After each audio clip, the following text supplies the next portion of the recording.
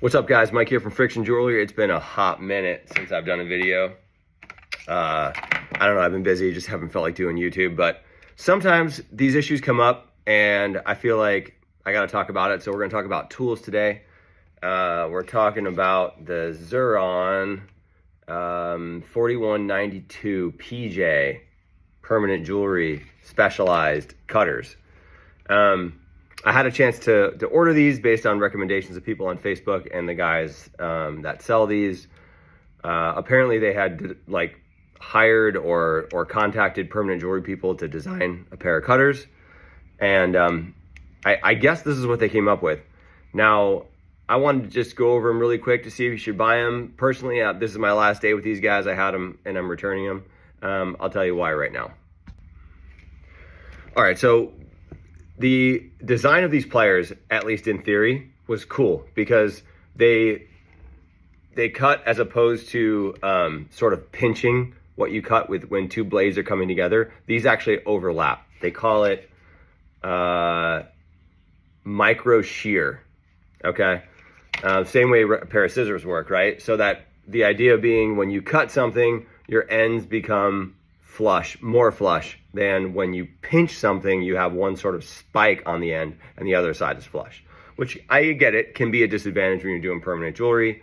I think with the equipment now in the market, if you're working, especially with small gauge stuff, like most people do, thin chains, that little spike isn't really an issue. Now, if you're cutting big, like curb chain links, I could see that little, spike and flush cutter being an issue. So these pliers in that instance do have a place. But here's the big problem with these pliers. The design of the head is round and stubby, I guess is the only example. Same company, here's their micro shear flush cutters. They're like other flush cutters on the market. One side is completely flat and it has a little bit of an angle. And what that allows you to do is get right up to what you're cutting. So if you're gonna cut your fingernail, I won't be gross and cut my fingernail, but you can get right up to, whatever length. I mean, here's a tiny chain right here, right?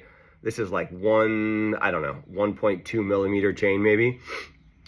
I can line this plier up,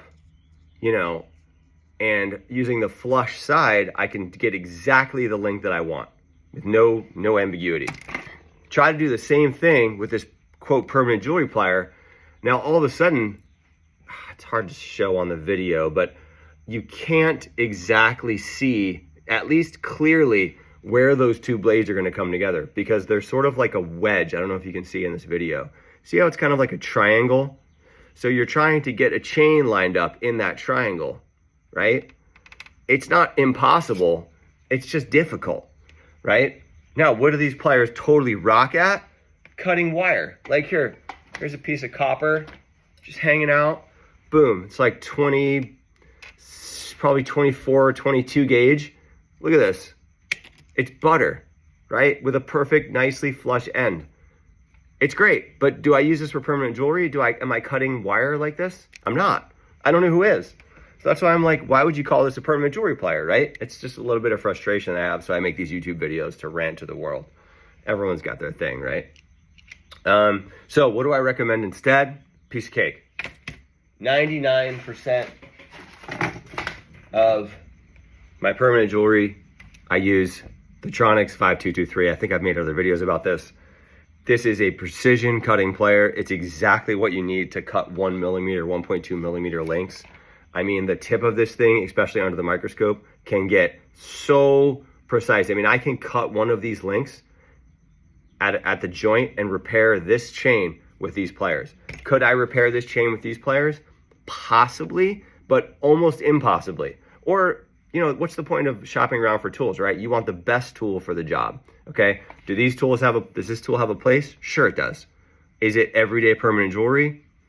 I don't think so. If you're working with stainless steel, heavy links, that people do. I don't think that's the bulk of the marketplace. So I'm like, would you spend 30 bucks on this? I don't know. I mean, it's got one job, in my opinion. Some people say they use it for everything. I think those people haven't tried these pliers, okay? Now, when these pliers are too small, honestly, for a thicker gauge, I just go to a heavier gauge. Look, same company, Tronics. I'm not anti-Tronics. I'm just sort of like anti-marketing for this plier. I actually don't, these are my backups. I have a better pair of Lindstrom flush cutters with a big sort of head like that. And these things will cut through whatever. And I still can line up, you know, and get the exact cut that I need with whatever, you know, thick link chain I'm cutting. I don't have any big curb chain in front of me, but so that's where I'm at. I'm still recommending the Tronics. These are the best cutters on the market.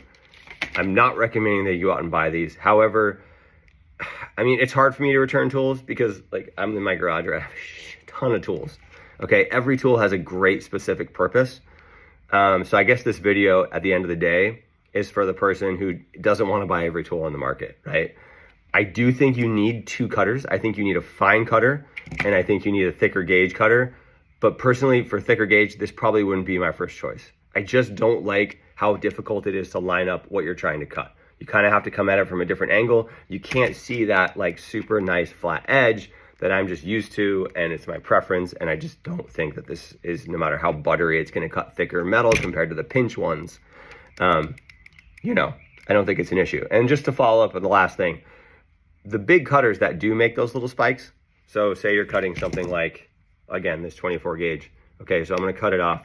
You can't really see, I would need to hold up the other side, but one of these sides is gonna have a little sort of cone tip to it, right?